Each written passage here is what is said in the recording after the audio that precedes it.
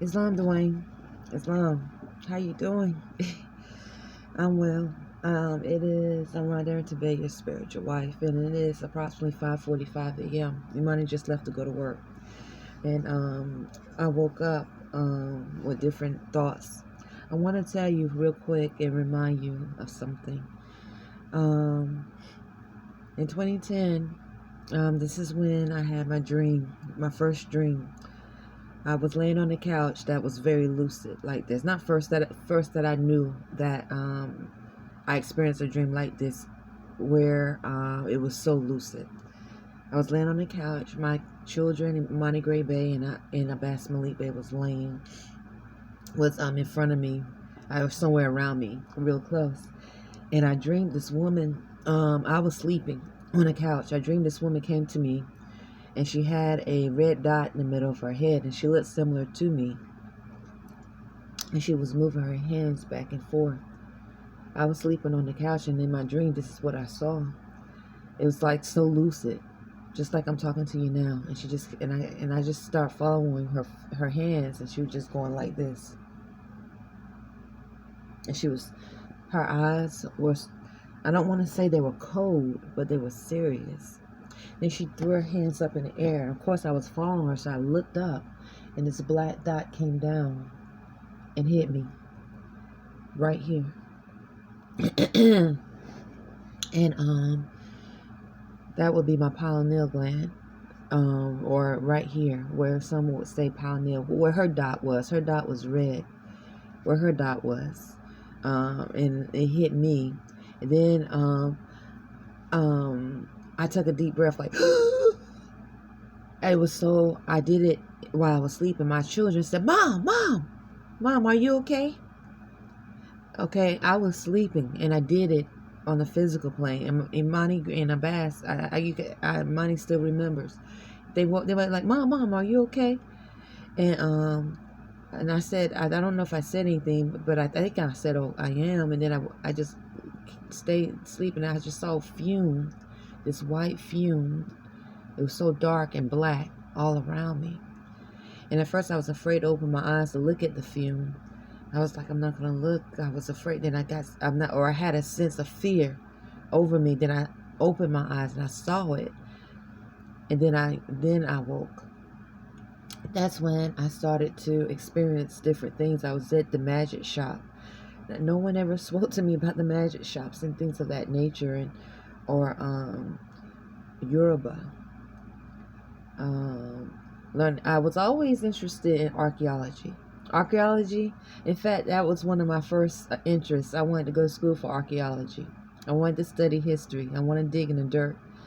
But so I would always watch movies, not movies, but movies and documentation. Love documentation about animals and bones and artifacts. Love it. Couldn't get enough of it. So I just realized after that, it's like something, that's when I started to search, and I connected to Moors, and I didn't know what a Moor was. I didn't know I was a Moor. I never heard of a Moor. But I connected to Moors. It seemed like, not want to say like immediately, but like within, like, I don't know. It was like, I can't say like right that moment afterwards, but it was just like, it just came. That just came to me. To speak to more, not speak to Moors, but watch them on the video, learn about them, and then connect with the ones that came to me. I felt this oppressed feeling over me. All I knew is I didn't want to live the way I lived before. I was so remorseful of the things I did. I was, it's like I was, I wanted to live better, think better, speak better, righteous. I was working at the hospital then, and some of the things that I saw at the hospital, I just couldn't do. I just could not do. And it wasn't, I wasn't trying to sue. I was, my unconsciousness had changed so much, and it's like I can't take that chance. It's like something was over me. I just couldn't do things like like I saw other people was doing.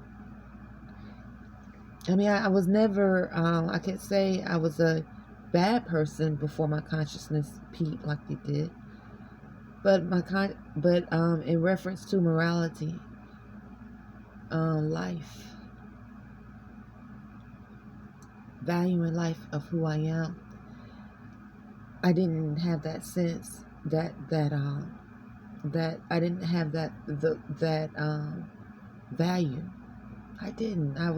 It's like I could see whoever I was before was definitely asleep, and was walking just walking and being used, just, through media, whatever, just walking, sleeping. Because when that happened, my life changed. No one in my family studied the things I studied, and if they did, they never told me about it. They never told me about esoteric, Moors, we being Moors, Constitution. None of that. As far as I know, I'm the first in my family. My mother's side, there are 6 children. She had 5 brothers and sisters. On my father's side, 18. That's what was always said. And not one, and then I have cousins, aunts, not one that I know of took this route of reclaiming their true self. I am the first that I know of.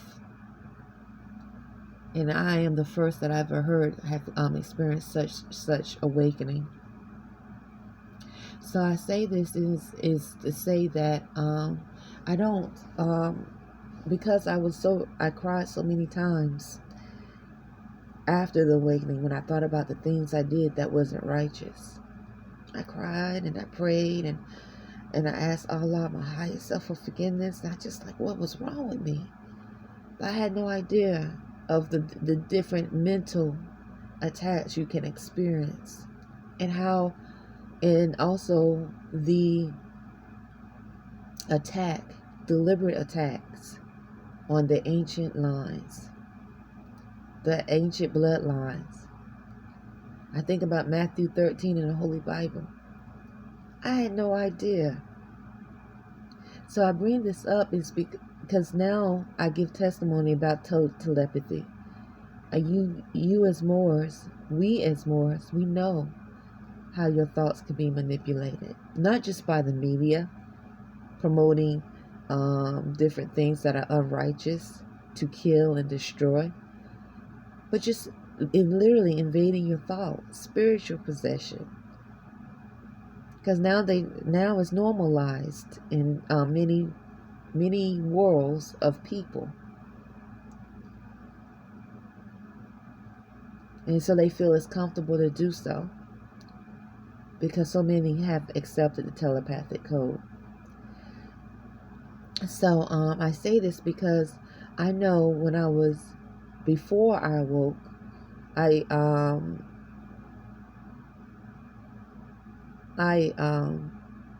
excuse me, someone, just a spirit now was just speaking like just a few moments ago. They, saying those Moors are dirty. They know the truth.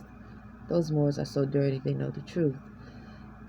And it just said, spirit and saying, don't do this for him, stuff, like that. They usually, referring to Dwayne, referring to you, Dwayne Baffoe. I don't know why, all I can tell you is my spirit is telling me to say this. And they still say, let him fall. So I'm pretty sure they have their agenda of why, just like there was agenda to destroy and kill ancient ancestral lines by attacking the mind. And you wouldn't even know it. So you destroy your own line and you have no idea what you're destroying. So I know there's something magnificent about me in reference to purity, because that's what I've been speaking of since my consciousness changed, and righteousness. I have been more uh, what's the word? When I accept accountable of all acts and behaviors. When I was unconscious, walking in a daze, spiritually possessed mentally, and now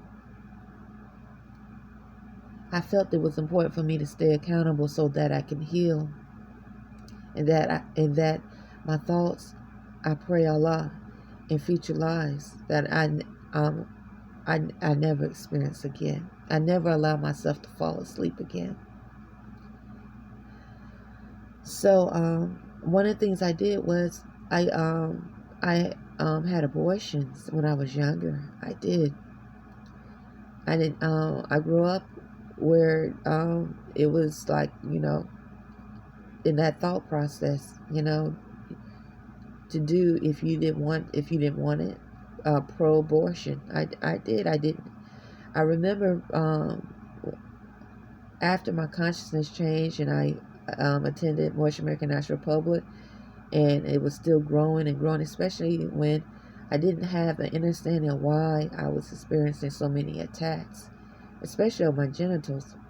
I wrote this letter to Moorish American National Republic, just crying and grieving about what, having abortions. But, all that is, I'm going to use the word delusional. It has nothing to, my genitals being attacked has absolutely nothing to do with, spiritually, with me having abortions. My higher self, I was just, and this is truth, Allah forgave me. And I forgave myself. It does have to do with other lower self actions that I don't know about. But that is a thought that was deliberately trying to be placed in my mind. It's sort of like to justify. It's like, you're not so high and mighty. Look what you did. And so what that does is, once again, takes away from accountability from those who participate in a lower self behavior, a wicked behavior. It's like, we're going to behave wicked. And then what we're going to do is bring up through thoughts what this woman has done to show that we have the right to behave wicked, and that she is no better than we are. Dwayne Bafube, as Moors, I think we are all on a spiritual journey, and some of us are strong in certain knowledges and sciences, and strong in their higher self, and some are, we are on our own individual journey. I think we're supposed to be working at strengthening ourselves where we are weak. I mean, when I don't want to say weak, or not like where we should be, because that word weak has been also like constantly just like, and once again, I just woke up, so I know I'm not looking pretty. I'm not. I just woke up, so I'm just keeping it 100.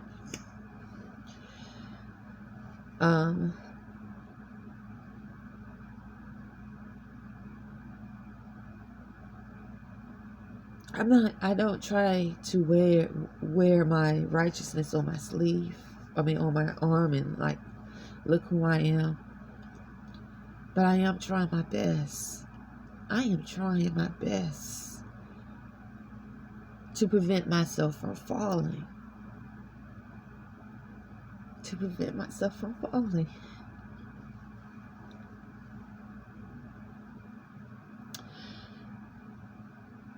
When I offer you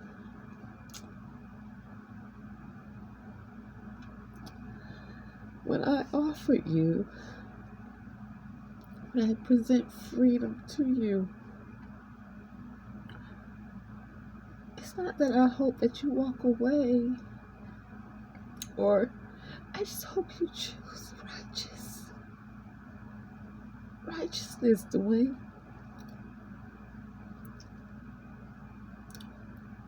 And righteousness is a natural law.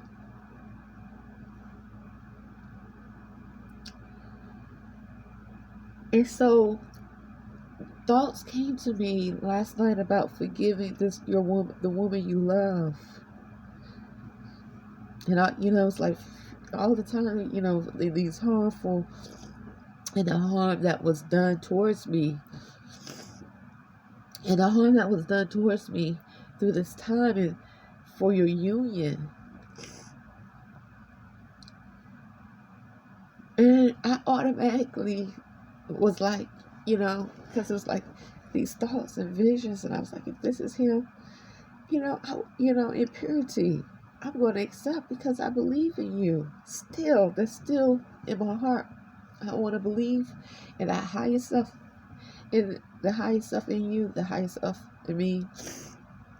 But through purity, I will forgive in time, but it's, forgiveness come when the same acts are not committed over and over again. You understand? Forgiveness don't come like this, and then you say, I forgive, and then that which wants forgiveness keeps behaving in the same manner, the same energy. Nothing's changed. Forgiveness comes through purity and accountability, I think. I asked her forgiveness as well, but through the past, because forgiveness, I think, is healing. It's healing. Forgiveness is healing. Dwayne, forgiveness in reference to you and I, it's through purity. Through purity and accountability.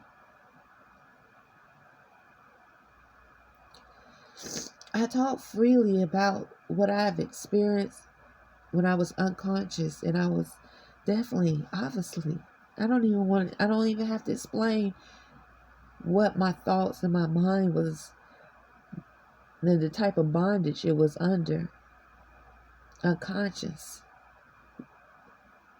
Walking in the matrix. Because, Morris, you already know. You already know. Some of you have been conscious awake for generations. You have generations of conscious Moors who knows what's going on. And then some awoke just like me.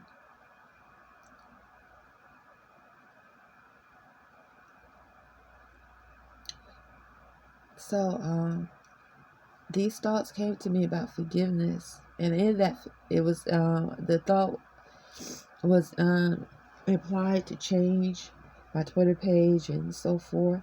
And of course, I would like to do, I'm going to, through forgiveness, through purity and time, forgiveness happens.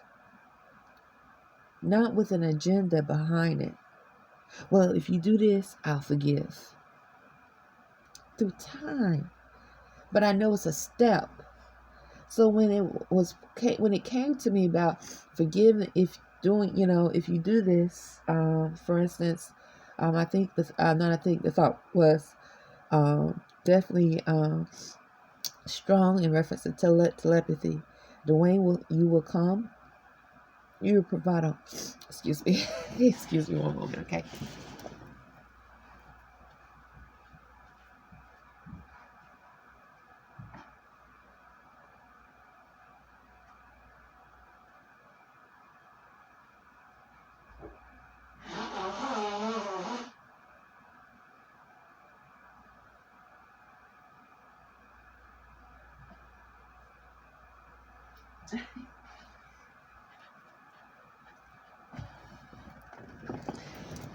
Okay, excuse me, and once again, and I just woke up, so that you will come and that you will provide a home for Imani and I.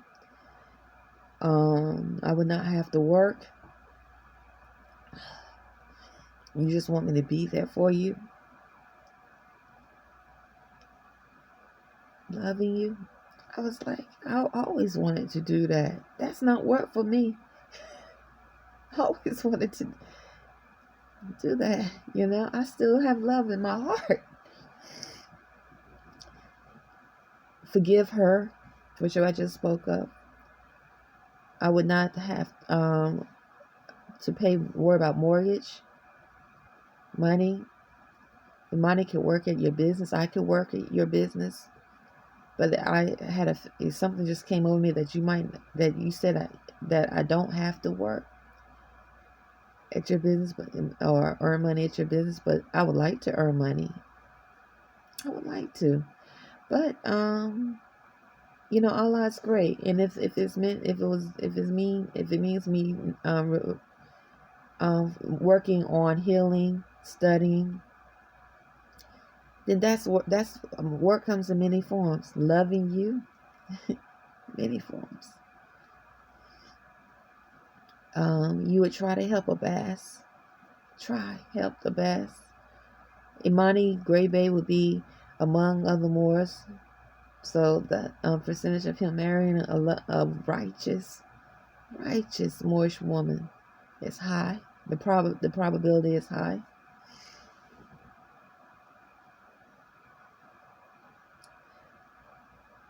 You will be there for me, Imani, present. That means I won't be. My thoughts will be balanced and protected and attuned with other Moors, and especially attuned with you. No invading thoughts.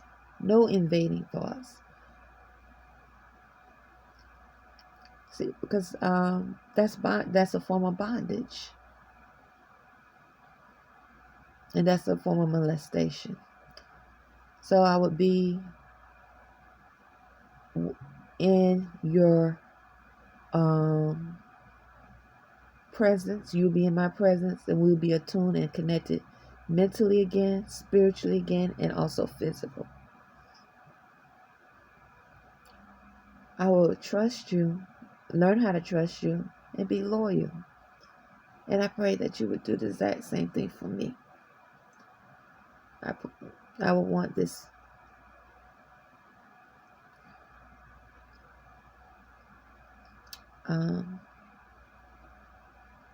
Try to remember everything that came to me. That I could eventually help my family after I heal and learn. But you will prefer for me to give some space with me and my family at the beginning so I can heal and learn. But you would definitely try to help a bass. So Dwayne, Arrington-Bey. Sometimes I think about so many times in the past spiritually, why this abortion thing comes up. Not abortion thing, but the acts of abortion that I participated in before I was awakened spiritually and consciously. Is a way to lower my divinity of who I am. These attacks of doing this. I'm not saying every Moor that posts things about abortion is doing this, because I don't know the intention. It could be to demonstrate mental abuse, to demonstrate truth about mental abuse, mental possession, the agenda, because this is a spiritual war that attacks bloodlines. Matthew 13. Not just that attacks these spirits. They think in the future. They say, let Dwayne Arrington-Bey fall. They're not saying let you fall to this lifetime. They are planning ahead. When I can do things that are unjust, and it's because I'm irritated or angry or whatever, because of what I'm experiencing, I ask for mercy, because I know these spirits, they plan ahead, these unclean spirits. future lives. When I say ahead, they think in future lives, Dwayne Byfield Bay. The Holy Quran Circle said they're not just thinking this lifetime. Just like we think in future lives, reincarnation, these spirits, they think future lives in reference to us as Moors, natural divine beings. Many times, like last night, because I used to have visuals of you and I having a child or a child. No, actually, it was a child. And always in North Carolina, it was always implied it was our child. I would see you, but but then I said, well, let me stay humble. Maybe it wasn't our child. Maybe it was just you with a child. I would see you holding a child in your arm, a little girl. I'm pretty sure it was a little girl, and you were so happy. You were so happy. Before I left New York, it was right before I left New York. I called the National Grand Sheet because I had a strong visual again. It was like so clear as day of a baby, a child. It was clear as day. I was like, this woman. Anyway, but then I left New York maybe a week after. So this was after I sent the letter confessing and crying about what I experienced, because I was trying to understand why all of us, in New York, why these spiritual attacks were happening. And my thoughts were, I'm pretty sure now they were induced thoughts, but those thoughts needed to come because I needed to ask. I asked forgiveness before when my consciousness changed. I did. I was crying and boo-hooing then. But obviously in New York, I needed to do it again because it was cleansing. New York was a very spiritual experience for me. I was pouring libations. I never forget, I was walking 7 paces to the north, south, east, west. 7 paces pouring libation. I went to supporting temple number 1, and one of the sheiks said, I think he was saying how Native American spirits are restless, and he looked at me, and he was speaking about Native American spirits being restless in New York, old burial grounds in New York. So anyway, New York was a very spiritual experience. So anyway, I obviously I need. Now I don't know. Sometimes I would say, like, why would I send this confession to Moorish American National Republic? Because I trusted them. I trust the National Grand Sheik. So I did. I mean, they were connected to you. I trusted you, so I did. It's like, I'm having these spiritual experiences I never had before. That's why. I learned law. I'm learning who I am. That's why. Islam. Anyway, that's it. That's all I have to say. So I accept Dwayne Byfield Bay. Forgiveness. I forgive. And it's because of purity. Not because there's some bargain, some deal. I forgive her because I want to forgive.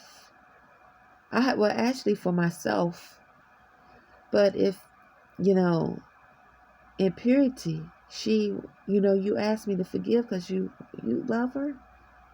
Yeah, in time, definitely. But not when acts are done again and again and again. I hope she forgives me. Islam. Yes, I do. If I've done something, I'm not perfect. I give testimony of it all, what I've experienced, because it happens so much and so intense. It's like, what's going on? But maybe there was something I did to her that I'm not aware of. I ask forgiveness. I stand on truth that I am your spiritual wife. We consummated our vows, Dwayne. And I have been loyal to you in truth, Prophet Noble Joel Lee stood on his 45, saying, and he encouraged us to stand on truth, love, truth, peace, freedom, and justice. Truth. I never divorced you. When I came here and we were sleeping in the tent, the spiritual man told me to keep my ring on in 2016, and we was living in a tent in Annapolis. The spiritual man said, keep your ring on. Be faithful and loyal to Dwayne Bey. And even though, and then I did. I did. And then sure enough, you came back. I never divorced you. The spirit man and the sacred growth said we don't believe in divorce. We don't divorce. And I don't regret how we consummated our vows. Even though I was not knowledgeable of our marriage, of how the seriousness of it, because I was awakening slowly. Can you imagine? It's like this rush of energy, and I'm like, I'm walking, So